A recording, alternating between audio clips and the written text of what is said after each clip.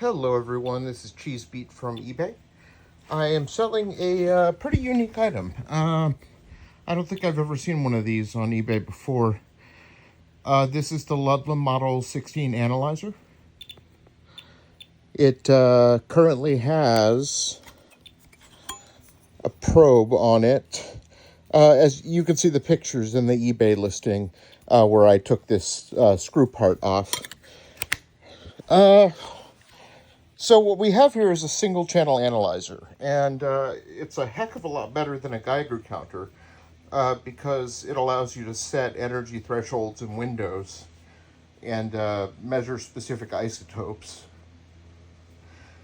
Let's say you're in an area where you're trying to measure the emissions from cesium-137 specifically. You would use a cesium-137 reference source to tune the threshold and window right here, so only that isotope is being picked up. That only works with scintillation probes, and this is a GM probe.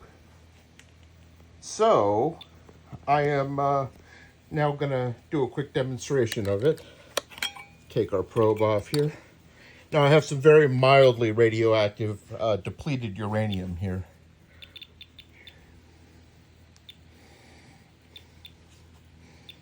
As you can hear, it has the lovely Ludlum beep.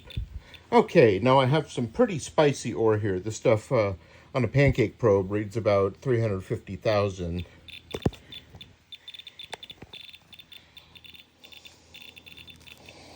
All right, let's go up a scale. You have all the way from 1x to 1000x, which is up to 2 Rontgens, or up to 1,000 millirontgens, or 1 Rontgen per hour total. This is the dosimeter probe that was intended to go with this counter for accurate dosimetry. The faceplate here, as you can see, is in millirontgens per hour. And if you want a count per minute faceplate, there's 2 ways to do it. You could call Ludlum and have them send it. I think it costs about $80 if I recall correctly. Or you could find a junk meter and swap it. It's not that difficult for a DIY project. Anyways, let me put this uranium mineral right there.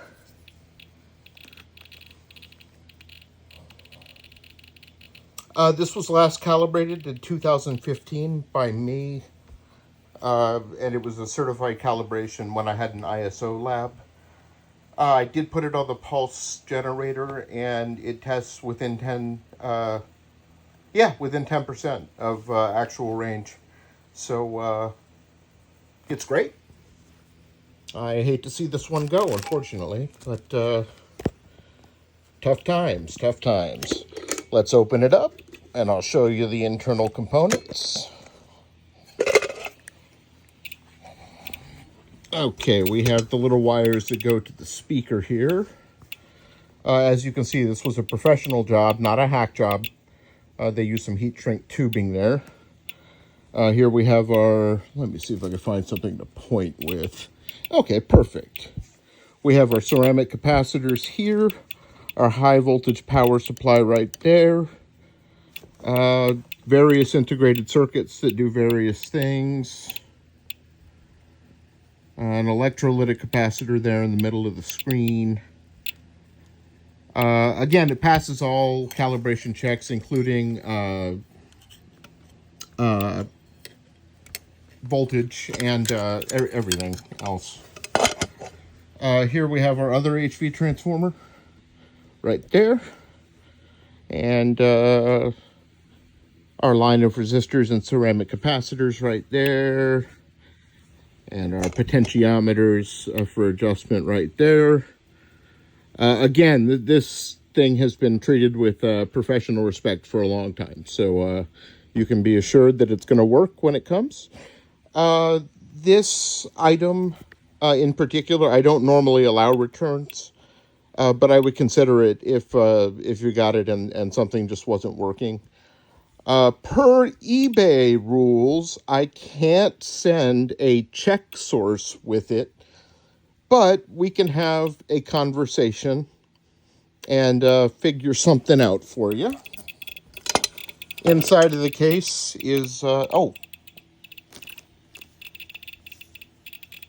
inside of the case is clean, no corrosion, nothing like that. And let me show you the battery compartment.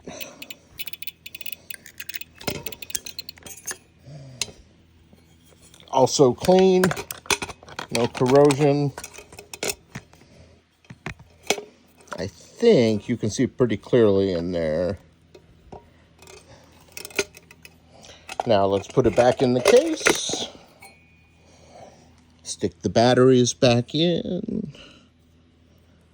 I forgot which one goes up and which one goes down, despite using Ludlums my entire career. Kind of funny. All right, folks, if you have any questions, please ask me before purchasing the item. As, once again, I really don't like doing returns. The probe here is energy compensated. I'll just open it up right now. Give me a second.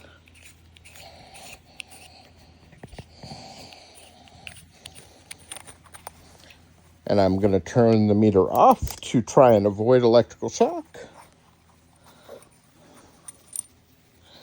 Okay, as you can see here, made in USA. Woohoo! And the numbers on it are the important part. Tells you what type of tube. This one is made by LND, which is a fantastic tube maker. Or wait a minute, this is LND, yeah, LND Inc. So this is an 85-25 tube, which is a small tube intended for moderate to high dose rates. Again, it goes up to 1 Roentgen per hour, and it is pretty accurate across the spectrum. It was measured with, let's see, a 9.8 microcurie cesium-137 source and a 630 microcurie cesium-137. This is from when I was certified to do, I think I already mentioned that, when I was in an ISO lab. So the date was 2015, but once again, it needed no adjustment.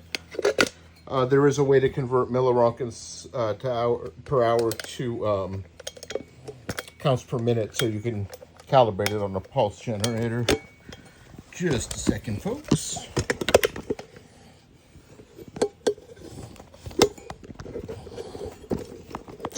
Okay. Alrighty, that is it. As you can see, it's in fantastic physical condition. A little bit of scraping around here, but in general, I'll show you up close. The paint is shiny, the powder coat is shiny, and so yeah, this is, you could use it to identify isotopes if you have a reference source. I tested it with a 4410 probe. In fact, let me plug in a 4410 probe just to show you. The voltage here is adequate to plug in a 4410 and get something out of it. Okay.